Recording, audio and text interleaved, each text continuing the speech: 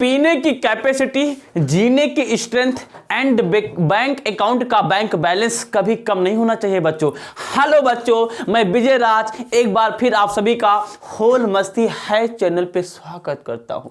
आज मैं आपसे पहले वादा करता हूं कि सारा का सारा आज हम जितना भी पढ़ेंगे मस्ती के साथ भी पढ़ेंगे, क्योंकि आज मैं बहुत ही एक्साइटेड हूं। ओके, तो बड़ी खूबसूरती के साथ चूहों को मार के खाना बंद करो, एक टॉपिक लगाओ ठंडी में रजाई के अंदर बैठे बैठे, नाम डालो गोली दर्पण। क्या डालो? गोली दर्पण। गोली दर्पण, अंग्रेजी में गोली दर्पण को हम लोग स्फेरिकल मिरर के नाम से जानते हैं। तो सबसे पहले हम लोग समझेंगे कि गोली दर्पण होते क्या है। अच्छा, पिछले वीडियो में हमने बात की थी कि समतल दर्पण, इंग्लिश में प्लेन मिरर क्या होते हैं। अगर आप वो वीडियो देखना चाहते हैं तो उसकी लिंक डिस्क्रिप्शन बॉक्स में दी गई है, वहां जाकर आप उसे विजिट कर सकते हैं, जिससे कि आपको उसकी एक फुल वीडियो समतल दर्पण की मिल जाएगी। आज हम बात करेंगे गोली दर्पण। तो सबसे पहले बात करते हैं कि गोली दर्पण होता क्या है। देखो गोली दर्पण एक ऐसा दर्पण होता है जिसमें जो हमारे पास परावर्तक पृष्ठ, जिसे हम लोग इंग्लिश में बोलेंगे पृष्ठ, रिफ्लेक्टिंग सरफेस। हमारे पास जो परावर्तक पृष्ठ होता है, रिफ्लेक्टिंग सरफेस होता है गोली दर्पण में, वो कैसा होता है? वो होता है वक्राकार का। कैसा होता है? वक्राकार का। वक्र को हम लोग इंग्लिश में बोलते हैं क्या? कर्व। क्या बोलते हैं? कर्व बोलते हैं। कैसे? मतलब कि कुछ ऐसे हमारे पास क्या होते हैं? गोली दर्पण होते हैं। मतलब कि इसमें जो हमारे पास परावर्तक पृष्ठ होगा, परावर्तक पृष्ठ का मतलब होता है जब प्रकाश टकरा के जहां से लौटती है, तो प्रकाश ऐसे गई और ऐसे जाके लौट गई, तो यहां पे लौटी ना, तो ये जहां पे टकराई है, देखो ये हमारे पास क्या है? वक्र है ना। वक्र मतलब कि जो कि टेढ़ी मेढ़ी लाइन होती है यार, समझते नहीं क्या भाई? तो जो टेढ़ी मेढ़ी लाइन होती है, अगर प्रकाश कण वहां से टकरा कर लौटती है, तो इस प्रकार के बने दर्पण को लोग क्या बोलते हैं? गोली दर्पण। मतलब कि जो परावर्तक तल होता है वो क्या होता है? मतलब कि वक्र अनुसार होता है, मतलब कि वक्र के हिसाब से बना होता है। और इसमें हम लोग क्या करते हैं? बाहर की तरफ क्या करते हैं? यहाँ पे हम लोग पॉलिश लगाकर क्या कर देते? पेंट कर देते, जिससे कि प्रकाश इधर न जाए। तो इस प्रकार के मिरर को हम लोग पढ़ने वाले हैं, जो कि गोली दर्पण कहलाता है। ओके, तो आप स्क्रीनशॉट ले लो, वरना मैं मिटाने जा रहा हूं। ओके, तो मैं इसको मिटाता हूं। अब हम बात करेंगे कि गोली दर्पण कितने प्रकार है। How many kinds of available in the spherical mirror. अगर हम लोग बात करते हैं गोली दर्पण की प्रकार की, तो इसमें दो प्रकार के होते हैं। एक हमारे पास होता है अवतल दर्पण, और एक हमारे पास अगला होता है उत्तल दर्पण। क्या होता है? उत्तल दर्पण। जो हमारे पास अवतल दर्पण होता है, इसे हम लोग बोलते हैं कॉनकेव मिरर, और जो हमारे पास उत्तल होता है, इसे हम लोग बोलते हैं कॉन्वेक्स मिरर। अब बात आती है कि जो हमारे पास अवतल दर्पण है, ये अवतल दर्पण क्या होता है? देखो अवतल दर्पण क्या होते हैं? अवतल दर्पण एक ऐसे दर्पण होते हैं जहां पे जो हमारे पास परावर्तक, भाई सत्य मारा है वीडियो में, जो हमारे पास परावर्तक पृष्ठ होता है, परावर्तक पृष्ठ वो क्या होता है? परावर्तक पृष्ठ दबे हुए भाग से होता है। दबे हुए भाग से, मतलब कि हम अगर हम लोग क्या बोलते हैं कि अवतल दर्पण क्या है, तो अवतल दर्पण एक ऐसा दर्पण होता है जहां पे परावर्तक पृष्ठ होता है वो दबे भाग पे होता है। कैसे? कुछ ऐसे, मतलब कि दबे हुए भाग पर क्या होगा? परावर्तक पृष्ठ होगा, मतलब कि ऐसे प्रकार किरण आएगी, टकरा कर लौट जाएगी। लेकिन ऐसा तभी होगा जब इसके जो बाहरी वाला भाग में हम लोग यहाँ पे क्या करेंगे? पिंड चढ़ाकर क्या करेंगे? यहाँ मतलब कि पेंट कर देंगे पॉलिश लगाने के बाद। तो ऐसा कुछ इस प्रकार के दर्पण हम लोग बोलते हैं क्या? अवतल दर्पण। मतलब कि ये वाला भाग हमारे लिए क्या है? परावर्तक पृष्ठ होता है, जहां से प्रकाश आके टकरा के लौटती है। और जो बाहर वाली भाग होता है, यहाँ पे हम लोग क्या कर देते? कलाई कर देते। क्या कर देते? कलाई या पॉलिश, कलाई अथवा क्या कर देते हम लोग? पॉलिश कर देते हैं, पॉलिश। तो इस प्रकार के जो हमारे पास दर्पण मिलते हैं, इसे हम लोग क्या बोलते हैं? अवतल दर्पण बोलते हैं। अब बात करते हैं उत्तल दर्पण क्या होता है। उत्तल दर्पण एक ऐसा दर्पण होता है जिसमें जो हमारे पास परावर्तक तल होता है। परावर्तक तल मतलब होता है जहां से प्रकाश किरण टकरा के दर्पण पर वापस लौटती है, वो परावर्तक तल क्या होता है? उभरा हुआ भाग होता है। उभरा हुआ होता है, मतलब कि कुछ ऐसा, मतलब कि ये हमारे पास उभरा हुआ भाग है। देखो ये हमारे पास क्या उभरा हुआ भाग, प्रकाश कण इस पे से टकराएगी, टकराने के बाद क्या होगा, इसे लौट जाएगी। देखो उधर, तो हमारे पास अब की बार क्या हुआ, इस स्थान पे हमारे पास क्या हुआ, प्रकाश कण टकरा के लौट गई, तो इसे हम लोग बोलते हैं परावर्तक तल। लेकिन ये प्रकाश कण टकरा के तभी लौटेगी जब इसके दबे हुए भाग पे क्या करोगे, यहाँ पे पालिश चढ़ाने के बाद पिंड कर दोगे। मतलब ये क्या है, पालिश वाला भाग है। ये कौन सा वाला भाग है, पालिश वाला भाग है। तो अंदर ने पालिश चढ़ा दिया तो बाहर क्या होगा, जितनी प्रकाश कण आएगी यहां से टकराएगी, टकराने के बाद लौट जाएगी। तो देखो तो यहां से हमारे पास परावर्तक तल कहां पे है, उभरे हुए भाग पे है। तो अवतल दर्पण वो होता है जहां पे परावर्तक पृष्ठ क्या होता है, निचले हुए भाग मतलब कि दबे हुए भाग पे होता है। उत्तल दर्पण हमारे पास वो होता है जहां पे हमारे पास जो परावर्तक तल होता है, ये देखो उधर, ये उभरे हुए भाग पे होता है। तो इन्हें हम लोग क्या बोलते हैं, उत्तल दर्पण बोलते हैं। तो आई होप आपने इसका स्क्रीनशॉट लेना हो तो ले लो, otherwise I am going to rub it. Okay, आप तो ले लिया होगा। ओके, तो हमने समझ लिया कि अवतल तथा उत्तल दर्पण क्या होते हैं। अब हम लोग क्या करेंगे, ये जो हमारे पास गोलीय दर्पण होता है, गोलीय दर्पण से संबंधित कुछ परिभाषाएं पढ़ेंगे। गोलीय दर्पण से संबंधित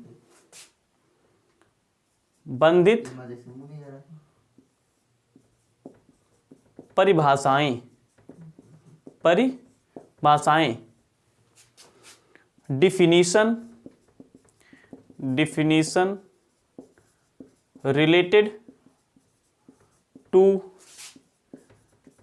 स्फेरिकल मिरर। डिफिनीशन मतलब कि परिभाषाएं रिलेटेड टू स्फेरिकल मिरर, मतलब कि हमारे पास जो गोलीय दर्पण है उससे हम लोग क्या पढ़े, उससे रिलेटेड मतलब उससे संबंधित हम लोग क्या पढ़ेंगे, कुछ परिभाषाएं पढ़ेंगे। चलो हम लोग अभी जो परिभाषाएं देखेंगे वो अवतल दर्पण के लिए देखेंगे। चलो कहानी चालू करते हैं। देखो इधर अवतल दर्पण क्या होता है, कुछ ऐसा होता है अवतल दर्पण, मतलब कि जिसमें क्या होता है, दबे हुए भाग में, मतलब कि ये जो दबा हुआ भाग है ये वाला भाग, इसमें क्या होगा, प्रकाश किरण आके टकराएगी, टकरा कर लौट जाएगी। और जो बाहर वाला भाग होता है, उभरा हुआ भाग, यहाँ पे हम लोग क्या करेंगे, पहले हम लोग क्या करेंगे, यहाँ पे सिल्वर या एल्युमिनियम की क्या करेंगे, पालिश करेंगे, तथा पालिश खराब ना होने पाए इसके लिए हम लोग इसके ऊपर क्या चढ़ा देंगे, पेंट चढ़ा देंगे। ओके, अब एक चीज बताओ आप लोग, ये जो हमारे पास दर्पण मिलेगा, हमारे पास अवतल दर्पण, ये कहीं ना कहीं क्या होता है, खोखले गोले का भाग होता है। मतलब कुछ ऐसे ये हमारे पास क्या होता है, कोई ना कोई खोखला गोला होता है। तो खोखला गोला हमारे पास कुछ ऐसा होगा, हमारे पास कुछ खोखला गोला ऐसा होता है। अच्छा, हमारी ड्राइंग बहुत तो खराब है, लेकिन आप लोग अपनी कॉपी पे, अपनी नोटबुक पे बिल्कुल एकदम गोला सा बड़ी खूबसूरत के साथ में गोला बनाना।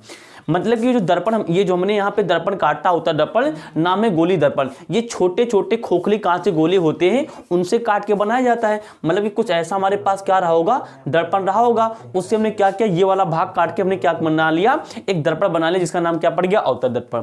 अब एक चीज बताओ, ये तुम्हारे पास क्या हो गया, एक वृत्त बन गया ना। तो एक वृत्त के पास क्या होता है, अपना एक केंद्र होता है। तो नहीं, मान लिया ये केंद्र, ये क्या है, केंद्र है।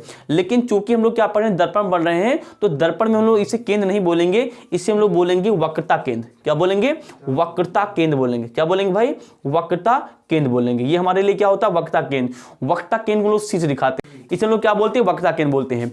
अब हमारे पास यहां से लेकर यहां तक क्या है, हमारे पास दर्पण है। ये क्या है, दर्पण है।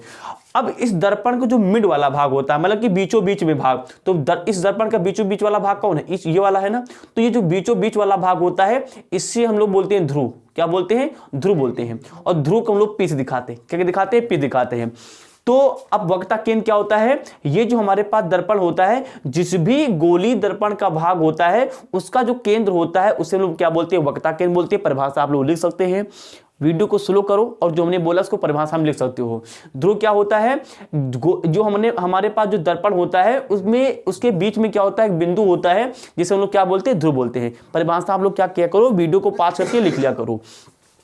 अब हम लोग क्या करेंगे, इस वक्रता केंद्र को और पी को मिला देंगे एक सीधी रेखा से। हमने क्या किया, इसको देखो मिला दिया, ऐसे हमने क्या क्या मिला दिया। तो जब हम लोग वक्रता केंद्र तथा ध्रुव को सीधी रेखा से मिलाते हैं, तो ये जो सीधी रेखा मिलती है, इसे हम लोग बोलते हैं मुख्य अक्ष।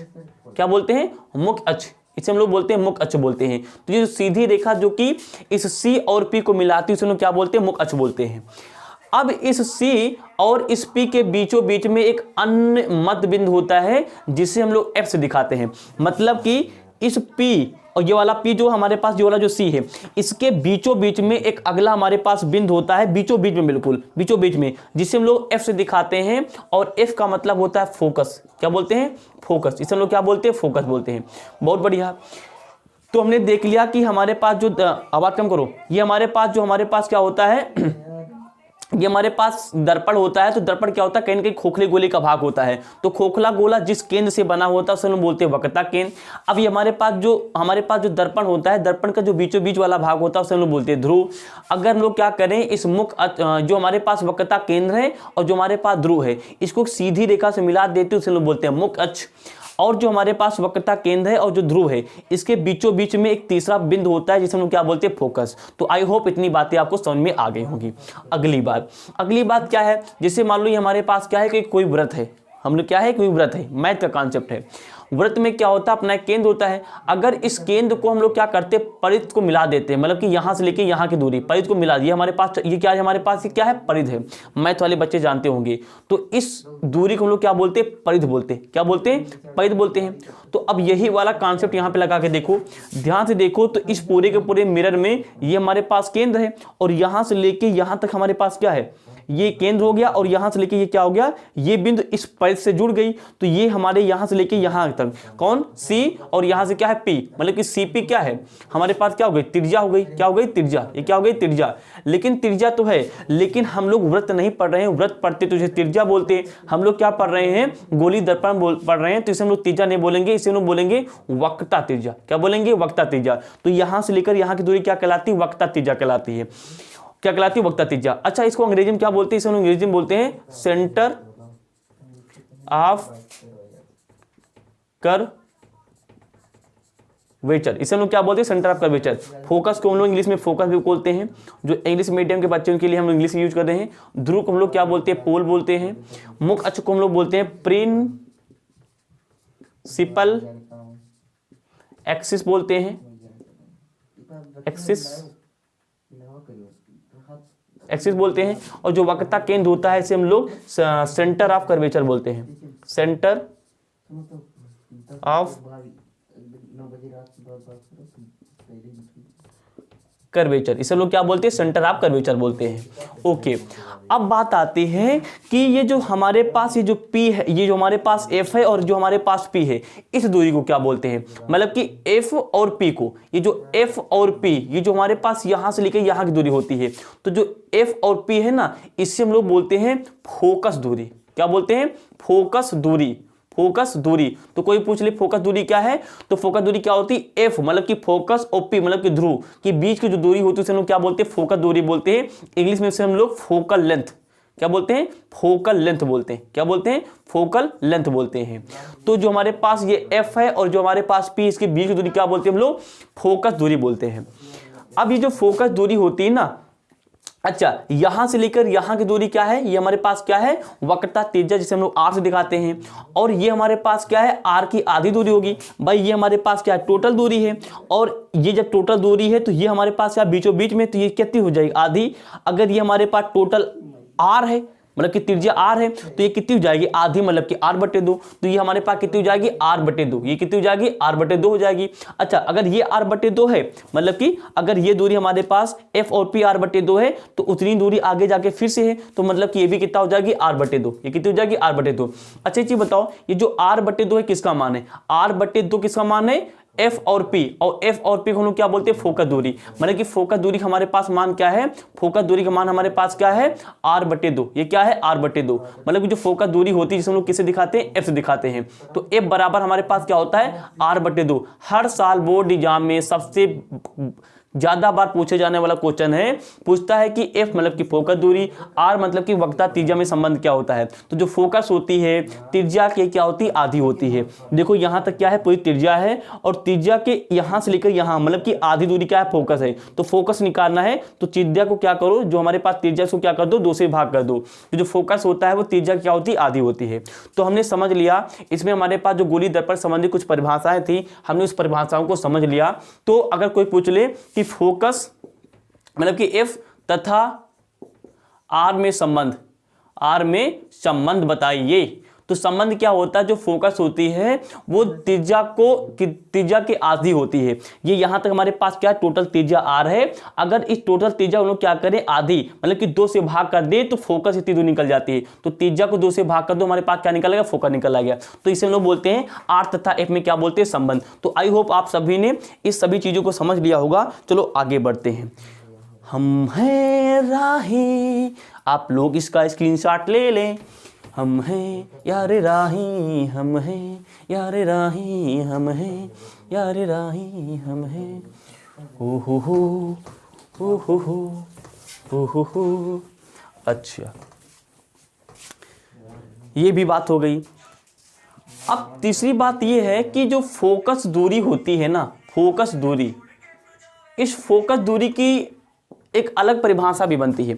इसमें भी हमने सीखा था फोकस दूरी क्या होती थी। फोकस दूरी कुछ ये वाली होती थी, मतलब कि हमारे पास सी था, ये हमारे पास एफ था, ये हमारे पास क्या था, पोल था, इधर क्या था ना, पालिस क्या था। तो जो ये दूरी होती थी, ये दूरी मतलब कि एफ और पी, ये हमारे पास क्या करती, फोकस दूरी कहलाती थी। लेकिन फोकस दूरी की दूसरी भी परिभाषा क्या है कि जैसे मान लो हमारे पास कोई भी दर्पण है, कोई भी दर्पण क्या मतलब कि अवतल दर्पण है, जिसमें क्या होता है बाहर पालिश कर देते हैं और अंदर क्या होता है परावर्तक तल होता है। अच्छा, तो जैसे मान लो ये हमारे पास क्या है भाई, पोल है, बीच वाले भाग क्या बोलते हैं, पोल बोलते हैं। यहाँ पे क्या होता है हमारे पास, फोकस होता है, और यहाँ पे हमारे पास क्या है, केंद्र मतलब कि सेंटर ऑफ कर्वेचर मतलब कि सी है। अब मान लो हमने क्या किया, ये अच्छा ये वाली लाइन क्या कहलाती है, हमारे पास मुख्य अक्ष है। ये हमारे पास क्या है, मुख्य अक्ष मतलब कि प्रिंसिपल अक्ष। ये हमारे पास क्या है, मुख्य अक्ष है। हमने काम किया, ये जो हमारे पास मुख्य अक्ष है इसके समांतर का मतलब होता है आमने सामने। ये हमारे पास मुख्य अक्ष है, इसके समांतर मतलब कि यहाँ कहीं पे हमने क्या किया, इस पर एक प्रकाश किरण डाली। हमने क्या किया, इस पर एक प्रकाश किरण डाली, किस पर, दर्पण पर। समांतर का मतलब होता है आमने सामने। जैसे हमारे पास ये मुख्य अक्ष है तो इसके समांतर ये क्या है, प्रकाश की किरण है। तो अगर हम लोग इस मुख्य अक्ष के समांतर प्रकाश की किरण डालते हैं तो अब बाहर तो नहीं जाए क्योंकि बाहर पालिश लगा रखी है, तो वो दर्पण से टकराने के बाद हमेशा कहां से निकलती है, एफ बिंदु से निकलती है। क्या से निकलती है, एफ बिंदु से निकलती है। जिस बिंदु एफ बिंदु से निकलती है और उस बिंदु को हम लोग बोलते हैं फोकस। क्या बोलते हैं, फोकस। तो फोकस एक नई परिभाषा बन गई। क्या बन गई, अब आप लोग आराम आराम बोलेंगे, परिभाषा लिख सकते हैं।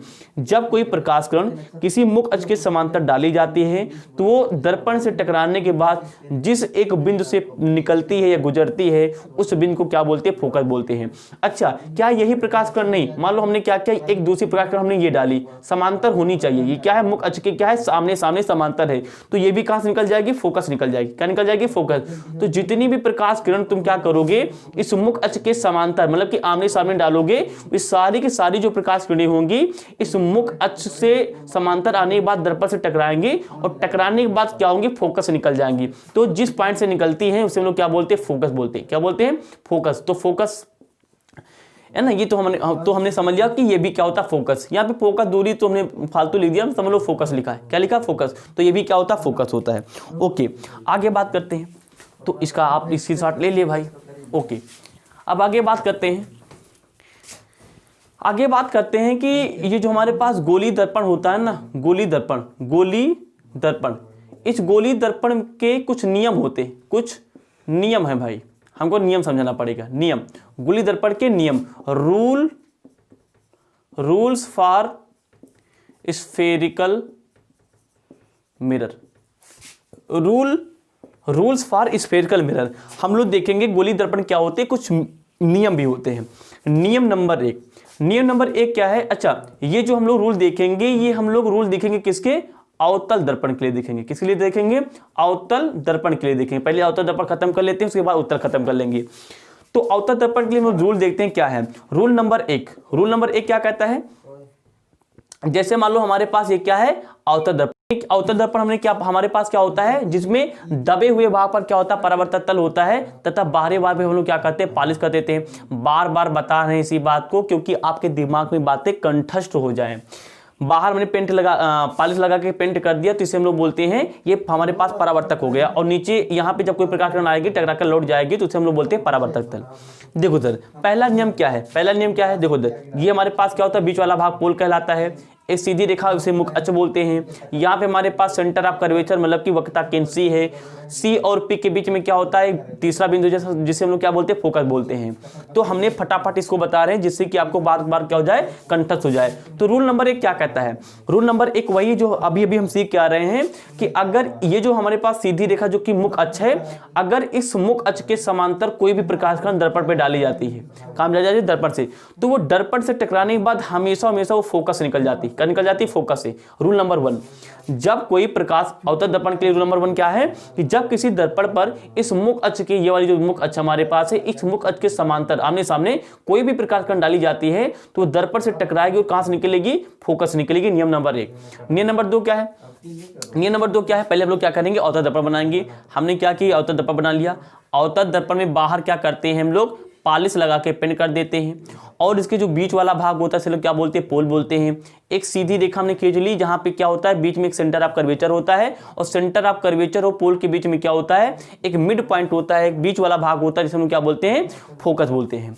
अब दूसरा नियम ये कहता है कि अगर मान लो हमारे पास कोई प्रकाश किरण फोकस से निकल रही, कहां निकल रही, फोकस से, तो अगर तुमने कोई भी प्रकाश किरण फोकस से डाली तो दूसरा नियम ये कहता है कि वो फोकस डालने के बाद वो दर्पण से टकराएगी, और टकराने के बाद वो क्या हो जाएगी, ये जो हमारे पास मुख अक्ष है ना, इसके समांतर हो जाएगी। ये हमारे लिए क्या है, मुख अक्ष है। ये हमारे लिए क्या भाई, मुख अक्ष है, मुख्य अक्ष है, मुख अक्ष। तो अगर कोई भी प्रकाश किरण फोकस से डाली जाती है तो फोकस से डालने के बाद वो क्या करेगी, दर्पण से टकराएगी, और दर्पण से टकराने के बाद क्या होगा, ये जो किरण लौटी है वो क्या हो जाएगी, मुख अक्ष के समांतर हो जाएगी। तो ये था हमारे पास नियम नंबर 2।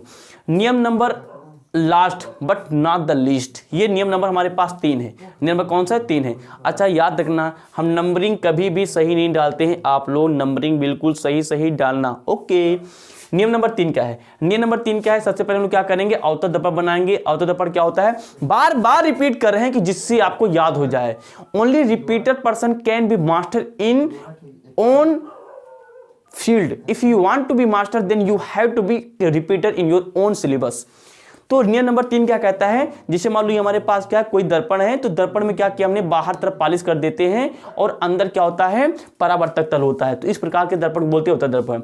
अवतल दर्पण के बीचों बीच में क्या होता है, बिंदु होते हैं जिसे हम लोग बोलते हैं P, और यहाँ पे सीधी रेखा होती है, और यहाँ पे होता है हमारे पास C, और C और P के बीच में तीसरा बिंदु होता है जिसे हम लोग क्या बोलते हैं, F, मतलब की फोकस दूरी। अगला नियम क्या है, अगला नियम यह है कि अगर कोई प्रकाश किरण अब की बार कहां जा रही है, सेंटर ऑफ कर्वेचर से, मतलब कि वक्रता केंद्र से जा रही है, तो नियम यह है कि अगर कोई भी ये क्या, अच्छा ये हमारे पास क्या, ये हमारे पास अलग अलग प्रकाश किरणें हैं। ये क्या है, प्रकाश की किरण है। ये क्या है हमारे लिए, प्रकाश की किरण है। ये भी क्या है, प्रकाश की किरण है। ये भी क्या है, प्रकाश की किरण है। तो अब तीसरा नियम ये कहता है कि अगर अवतल दर्पण पर कोई प्रकाश किरण वक्रता केंद्र, ये हमारे पास क्या है, वक्रता केंद्र, ये हमारे पास क्या है, वक्रता केंद्र, पीछे भी अभी हम बता क्या रहे हैं, ये क्या है हमारे पास, वक्रता केंद्र है। अगर वक्रता केंद्र से जा रही है तो वक्रता केंद्र से जाएगी, दर्पण से टकराएगी, और टकराने के बाद क्या होगा, वो उसी माध्यम से, मतलब कि वक्रता केंद्र से ही जाएगी, मतलब कि वक्रता केंद्र से गई, दर्पण से टकराई, और दर्पण से टकराने के बाद फिर से क्या होगी, वो वक्रता केंद्र से ही क्या होगी, वापस बाहर निकल जाएगी। तो ये हमारे पास क्या थे, गोली दर्पण के 3 नियम थे। तो आई होप आपको गोली दर्पण के नियम समझ में आ गए होंगे। अगले वीडियो में हम लोग बात करेंगे कि ये जो हमारे पास जो हमारे पास अवतल दर्पण होता है, अगर इसके सामने कोई भी वस्तु आती है तो ये उस वस्तु का इमेज, मतलब कि उसका प्रतिबिंब कैसे बनाता है ना, हम लोग अगले वीडियो में बात करेंगे। अगर आपको ये वीडियो पसंद आई हो तो प्लीज़ इस वीडियो को अधिक से अधिक अपने दोस्तों के बीच में शेयर करें, जिससे कि वीडियो वायरल हो सके, जिससे कि हमारे जो घर बैठे लॉकडाउन की वजह से बच्चे हैं इसका फुल मजा ले पाएँ। Thanks for watching, thanks a lot, wish you all the very best.